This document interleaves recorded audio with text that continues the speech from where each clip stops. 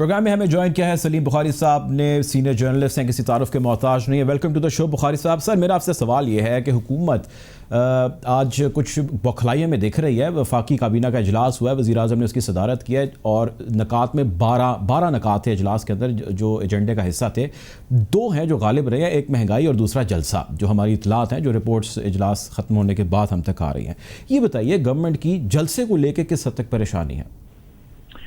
بہت شکریہ آپ کا ڈاکٹر صاحب، آپ یاد کر لیتے ہیں مجھے اپنے پروگرام میں. پہلا سوال جو آپ کا ہے مہنگائی کے حوالے سے، وہ اس کا جو حل یہ حکومت کرنے جا رہی ہے وہ کوئی حل نہیں ہے، وہ that is a naan starter. جس حکومت کی اپنی پوری مشینری ناکام ہو جائے قیمتوں کو کنٹرول کرنے میں، اس کو ایک سویلین گروپ آف پیپل جس کو وہ ٹائیگر فورس کے نام سے جا کر بتاتے ہیں، حوالہ دیتے ہیں، وہ کیا کر پائے گی؟ میرے خیال سے یہ ایک بھونڈی کوشش ہے، کیونکہ حکومت کی مشینری کے علاوہ قیمتوں پر قابو پانا، خاص طور سے تاجر برادری کے ساتھ انٹریکٹ کرنا، ان کے پاس جب تک کوئی ایشورنس دینے والا نہیں ہوگا وہ کیوں کسی کی بات سنیں گے؟ ایک ایسے سویلین کے جس کا نہ کوئی آگے ہے نہ کوئی پیچھے ہے. تو وہ تو میرے خیال سے، میری ذاتی رائے ہے یہ کہ اٹس اے نان سٹارٹر. اب آ جائیے اب جلسے پہ جو فوکس ہے آپ کے پوائنٹ کا. دیکھیے جلسے کے اوپر بکھلاہٹ جو ہے حکومت کی طرف سے، اس کے بے پناہ انڈیکیٹرز جو ہیں وہ ہم دیکھ چکے ہیں. شروع کر لیتے ہیں ہم. پہلے تو اگر آپ مجھے اجازت دیں گے تو میں آپ کو کہوں گا کوئی ایک تصویر اگر آ جائے کہ کوئی ایک شخص چہل قدمی کر رہا ہے یا کسی ریسٹورینٹ میں بیٹھا ہوا چائے پی رہا ہے، اس کے اوپر صبح سے شام تک وزیروں، مشیروں اور سپوکس پرسن کی جو گردان چلتی تھی 24 گھنٹے، آپ نے وہ آپ کو یاد رکھنی چاہیے. مجھے تو بہت اچھی طرح سے یاد ہے. اور پھر وہ اے پی سی کی ان کی تقریر جو ہے، ایک تو یہ حکومت والے یہ غلطی کر رہے ہیں کہہ کے کہ جو تقریر تھی نواز شریف صاحب کی صرف اس میں اسٹیبلشمنٹ کو ٹارگٹ کیا گیا تھا. ایسا نہیں ہے. ڈاکٹر صاحب آپ نے بھی سنی تھی وہ اسپیچز، زرداری صاحب نے بھی ویسی ہی ہاسٹائل اسپیچ کی، بلاول نے بھی ویسی ہی ہاسٹائل اسپیچ کی. سب سے زیادہ ہاسٹائل اسپیچ مولانا فضل الرحمان کی تھی، اگر آپ کو یاد ہو. ان چاروں کی تقریروں میں ایک چیز کامن تھی، that they were targeting the establishment. یہ تو بہت بعد کی بات ہے کہ یہ وضاحت دی گئی کہ ہم پوری فوج کے خلاف نہیں ہیں، ہم تو ان کو لانے والوں کے خلاف ہیں. دس واز این ایکسپریشن جو اپوزیشن نے آفر کی تھی. اس کے بعد سے جو جون یہ دن قریب آتے جا رہے ہیں جلسے ہونے کے، 2-4 باتیں اور اس حوالے سے میں ضرور کرنا چاہوں گا. وہ ایک تو اے پی سی نے اپنے شیڈول میں تھوڑی سی ری ایڈجسٹمنٹ کی ہے، جس کے بارے میں بہت ساری نیگیٹو باتیں بھی ہم نے سنی. کسی نے کہا کہ پیپلز پارٹی آن بورڈ نہیں ہے، کسی نے کہا کہ پیپلز پارٹی کو مولانا فضل الرحمان کی صدارت کرنے پر پی ڈی ایم کے اعتراضات ہیں، کسی نے کہا استعفوں کے معاملے پر ڈیوائیڈ ہے، وغیرہ وغیرہ. لیکن جون وقت قریب آتا جا رہا ہے جلسے کا، ہم دیکھ رہے ہیں کہ پینک کا لیول بھی اسی تیز رفتاری کے ساتھ بڑھ رہا ہے.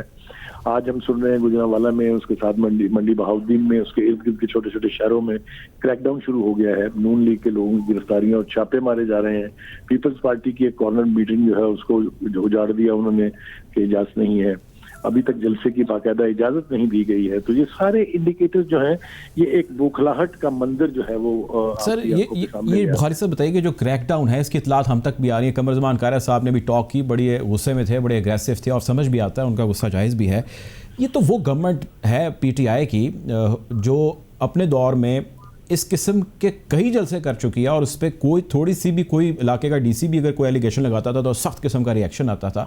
تو پی ٹی آئی کی گورنمنٹ کو جو اس سارے پروسیس سے گزر چکی ہے، ہم یاد رکھیے جب بھی میں معافی چاہتا ہوں آپ کی بات کاٹ رہا ہوں، جب بھی اپنا ہی نسخہ استعمال ہوتا ہے نا آدمی کے اوپر، پھر اتنی ہی تکلیف ہوا کرتی ہے.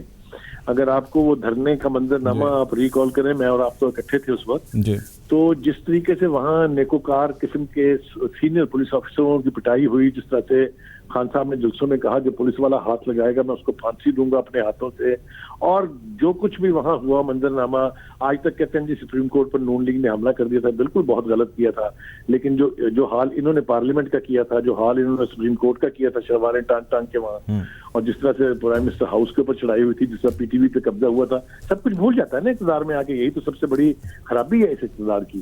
تو یہ میں سمجھتا ہوں عمران خان صاحب اور ان کی پارٹی اپنے ہی نسخے کے استعمال ہونے کے اوپر اس وقت پریشان ہے، اور بجائے اس کے کہ وہ پولیٹیکل فورسز جتنی بھی ہیں کنٹری میں ان کو انگیج کریں، ان کے ساتھ مخاصمت کا لیول بہت ہائی لے کے جا رہے ہیں، جو انہیں بہت مہنگا پڑے گا. اچھا سر یہ بتائیں کہ اس جو اپوزیشن کا الائنس ہے اس کو لے کے بہت ساری چیزوں کے حوالے سے گفتگو ہو رہی ہے، باز گشت ہو رہی ہے، ایک بڑا اسٹرانگ نیریٹو بلٹ یہ ہو رہا ہے کہ پی ٹی آئی کی حکومت عمران خان صاحب جب پاور میں نہیں تھے، اپوزیشن کا حصہ تھے، بڑا اسٹرانگ قسم کا انہوں نے 126 دن کا دھرنا دیا اور بڑا زبردست میسج کیا، لیکن وہ گورنمنٹ کا کچھ کر نہیں سکے۔ چنانچہ اب یہی ریپیٹ ہو رہا ہے، تو کیا یہ اتنی اسٹرانگ تحریک ہوگی؟ ماضی میں تو ہم نے دیکھا ایسا کچھ ہوتا نہیں۔ میں آپ کو ڈاکٹر صاحب صرف اس کا تاریخی پس منظر بتاؤں گا اور نتیجہ آپ خود اخذ کیجیے گا، اور مجھے یقین ہے کہ جو آپ کے لوگ سن رہے ہیں، جو ویورز ہیں آپ کے، وہ بھی نتیجہ اس میں سے اخذ کر لیں گے۔ دیکھیے ایوب خان بہت بڑا اسٹرانگیسٹ ڈکٹیٹر تھا پاکستان کی پولیٹیکل ہسٹری کا، جس نے جو کچھ کیا فاطمہ جناح صاحبہ کے ساتھ وہ آپ کے سامنے غدار قرار دیا وغیرہ وغیرہ۔ ایک موومنٹ چلی ان کے خلاف چینی کی قیمت 4 آنے بڑھ جانے پہ، اور جب نام لے کے جانوروں کے ناموں کے ساتھ اکویٹ کر کے نعرے لگے تو خود چھوڑ کے چلے گئے تھے وہ۔ تو تحریک نے تو ان کو نہیں نکالا تھا، لیکن نکلنا ان کو پڑا۔ اس کے بعد آپ آئیے بھٹو، جو مائٹیسٹ پرائم منسٹر ہم سمجھتے ہیں، جس نے 1973 کا کانسٹیٹیوشن دیا، کہ آپ کو بھول گئی پی این اے موومنٹ؟ وہ موومنٹ نہ ہوتی تو بھٹو صاحب جاتے۔ اس کے بعد آپ آ جائیے ضیاء الحق صاحب، ان کے خلاف ایم آر ڈی بنی، ان کے خلاف اے آر ڈی بنی۔ وہ تو طیارے کا حادثہ ہو گیا، ورنہ جو حالات تھے گراؤنڈ کے اوپر وہ بھی جانے والے تھے۔ مشرف صاحب، یہ کیمپینوں کے نتیجے میں اگلے دن شاید نہ جائے لیکن جانا پڑتا ہے، یہ تاریخ بتا رہی ہے، یہ میں نہیں کہہ رہا ہوں، میں اپنے پاس سے کچھ نہیں کہہ رہا۔ سر یہ بتائیں کہ اس گورنمنٹ کے کھاتے میں جس کا آپ ذکر کر رہے ہیں، کیا مہنگائی ڈلنے والی ہے یا اور بھی بہت ساری چیزیں جو ہے وہ اپنے شولڈرز پہ کیری کرے گی گورنمنٹ؟ 2 3 4 نہیں ہے، بے پناہ چیزیں ہیں۔ دیکھیے ابھی تو مہنگائی سر بڑی زبردست قسم کا ایک ایسی ویو ہے سر کہ ہر بندہ بہت پریشان ہے۔ مہنگائی is one major reason, yes I agree with you, لیکن میں آپ کو 2 3 4 چیزیں اور یاد دلانا چاہتا ہوں۔ ایچ صاحب کا نعرہ ان کی بنیاد نہیں، ہب تھا الیکشن کیمپین کا، اور ساتھ اس کے 3 چیزیں جڑی تھی۔ یہ اکراس دا بورڈ ہوگا، پھر انہوں نے اپنی پرائم منسٹر بننے کے بعد پہلی تقریر میں کہا کہ یہ مجھ سے شروع ہوگا اور پھر میرے وزیروں کا ہوگا اور بنی گلا سے شروع ہوگا۔ یہ یاد ہے نا سب کچھ آپ کو؟ جی جی بالکل۔ وہ ون آئیڈ جیک کی طرح سے جس طریقے سے وہ احتساب ہو رہا ہے، وہ آپ کے بھی سامنے ہے، میرے بھی سامنے ہے، کوئی دلیل لانے کی، کوئی ثبوت دینے کی ضرورت نہیں ہے، پوری دنیا جانتی ہے۔ ایک تو وہ نعرہ جو واپس ہوا ہے، میں سمجھتا ہوں وہ ایگزسٹ ہی نہیں کرتا، اس لیے کہ اب تو پاکستان کی ہائیسٹ کورٹ نے، سپریم کورٹ آف پاکستان کے چیف جسٹس نے کہا کہ یہ نیب جو ہے یہ پولیٹیکل آرم ٹویسٹنگ کے لیے ہے، اس کو تو ہونا ہی نہیں چاہیے۔ یہ آپ نے بھی سنا ہوگا، میں نے بھی جی بالکل۔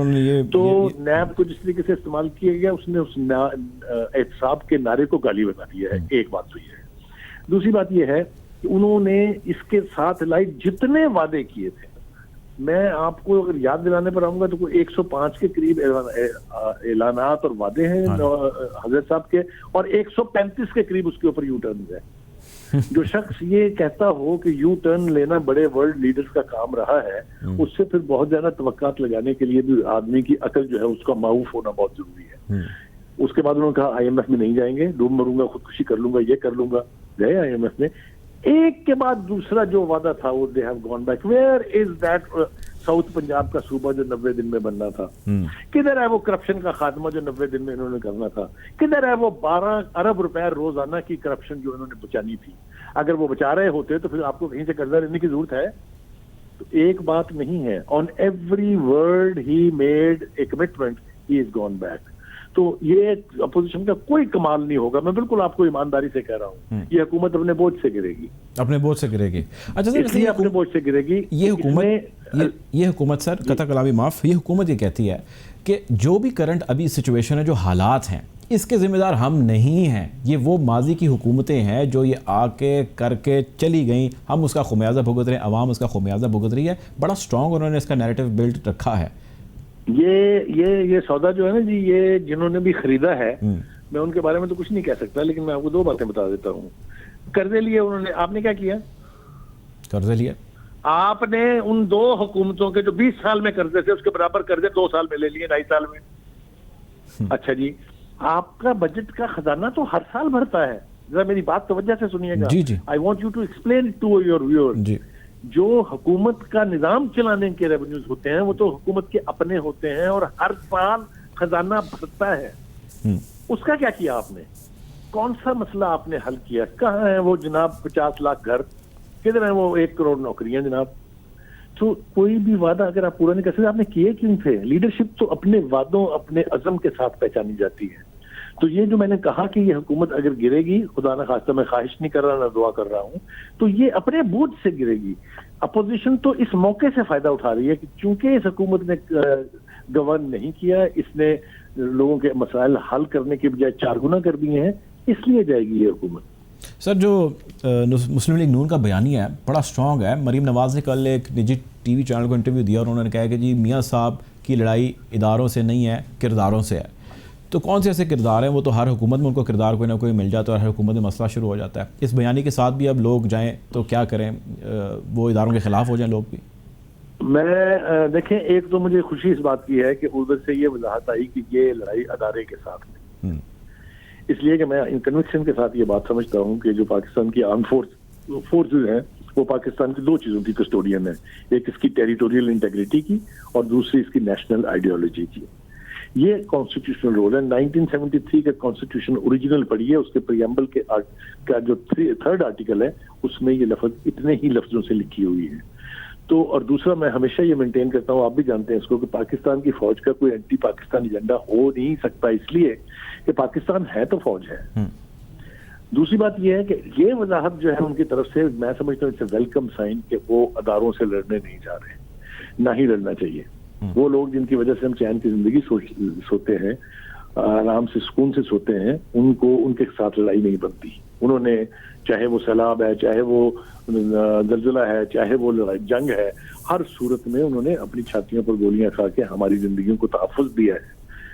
अगर अब आप देखिए ना, फौज की खुद लीडरशिप डिसोन करती है, चाहे वो ज़ियाउल हक है, चाहे वो अयूब खान है, चाहे वो मुशर्रफ है। आपने सुना मेरे साथ, मैं गलत कह रहा हूँ? बिल्कुल ठीक है। वो तो एक जर्नैल था जिसने एडवेंचरिज्म किया। फौज अपने आप को डिसएसोसिएट करती है उनसे। तो अगर उनकी लड़ाई किसी इंडिविजुअल से है तो वो अब देखना ये होगा कि वो कैसे उसको लड़ेंगे, क्या होगा, ये तो सारा जो है। लेकिन सर, इंडिविजुअल हर दौर में उनके आ जाते हैं, हर दौर में इंडिविजुअल आते हैं। ये तो होता है, ये ऐसे कह लीजिए हमारी जरदारी साहब कहते हैं ऐसा होता है ऐसे कामों में। हाँ, तो ये वही लगता है, खुद भी करते रहे ना ऐसा ही। आपको याद नहीं है जो पंजाब बलूचिस्तान की हुकूमत गिराई उन्होंने, जो सेनेट का चेयरमैन इलेक्ट करवाया, तो वो उन्हीं फोर्सेज के साथ कोलैबोरेट कर रहे थे ना। तो ये उसी की सजा है जो उनके साथ हो रहा है। बिल्कुल जी, उसी की सजा है। सर, आपका पॉइंट आ गया, आपके वक्त का बहुत शुक्रिया।